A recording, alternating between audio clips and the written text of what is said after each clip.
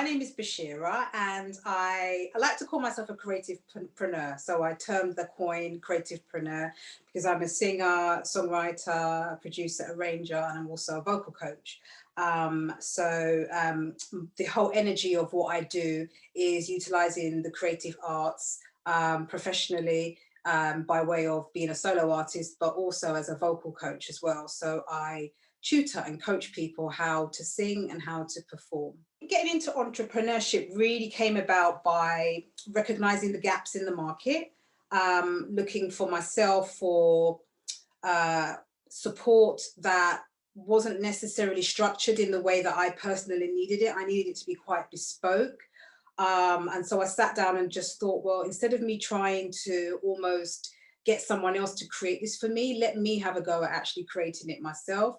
So I started to put together certain principles around teaching what I know about the voice and performance, and just started to create my own modules of study that took interest from a variety of different organizations and individuals who are really interested in how I use the voice, not just from a performance perspective, but also from a holistic therapeutic perspective as well, because you may or may not be aware, but the sound and the use of sound is very, very important by way of healing and harmony and being able to create a calming effect.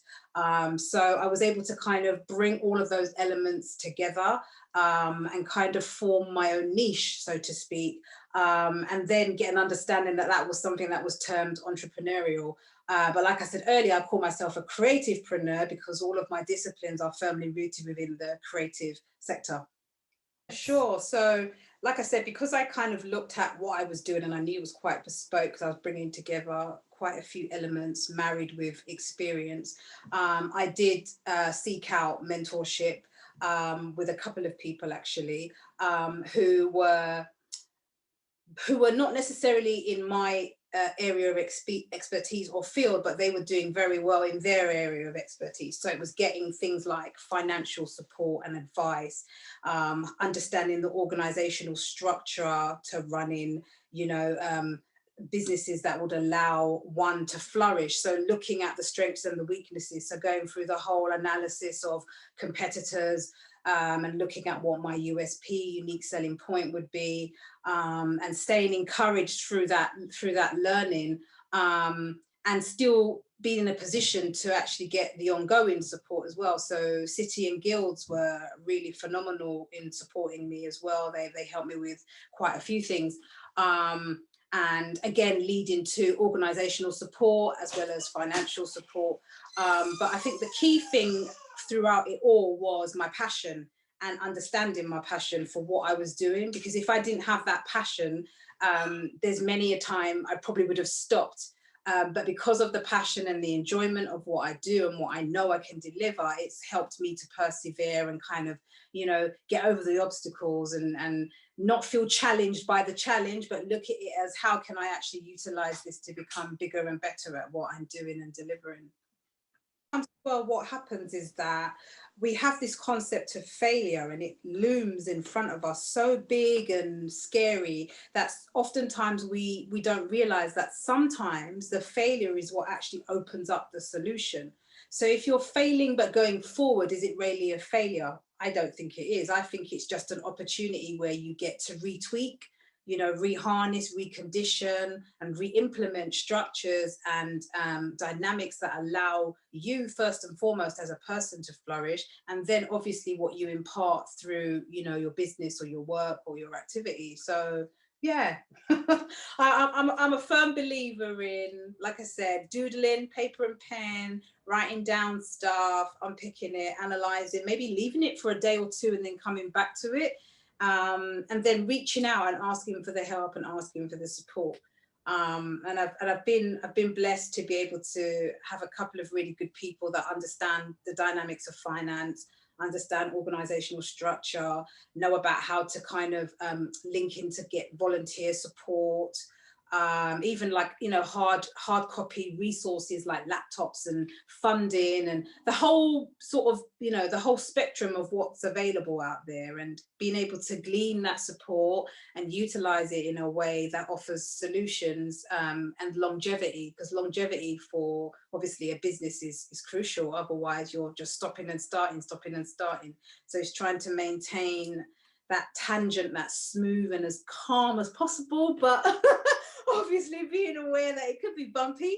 So recognizing, how am I going to get over these bumps? You know, what am I going to put in place that's going to support me going forward? So it's definitely challenging. And ultimately it's out of our hands, and that's where we have to relinquish and let go. That's where we have to find the understanding that if it could be any different, then it would, but it's literally out of our hands. So what can we do in the meantime? Like my grandmother was, you know, she used to talk about when fishermen can't fish, what do? They mend their nets. So, you know, look at how you can repair or rebuild or re-strengthen other elements of what it is you do or have to offer.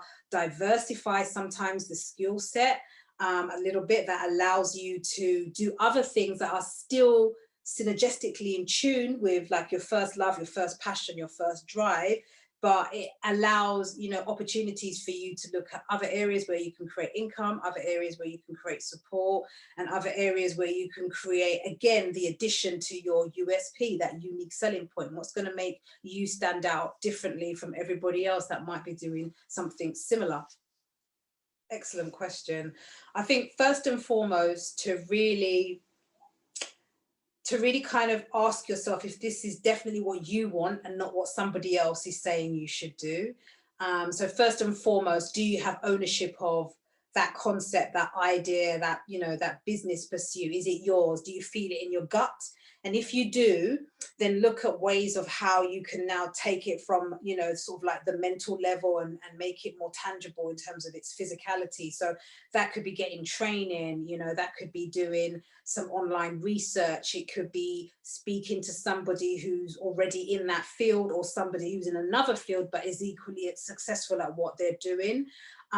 Doing your own homework is critical, and then putting that together. So it might take you, for example, as an entrepreneur, you may need to get some funding, so that you can actually buy product, so you're in a position to offer a service. So looking at what funder is going to be best suited to you, and getting advice on that as well. So, you know, there's lots of different amazing businesses out there that offer that, you know, strategic support. And so doing your own research in your area, what's available, and if nothing's available, then definitely go online and look at what's available in other areas, and to ask questions. I mean, I think that's fundamental. Like, don't feel embarrassed if you feel a question that you're going to ask is going to make you be silly. It's okay, because ultimately you get the answer. And 9 times out of 10, when you ask a question like that, it opens up the scope for other answers that can come out of that sort of interaction and discussion, so that you have even more information that you can utilize for your benefit and for your support.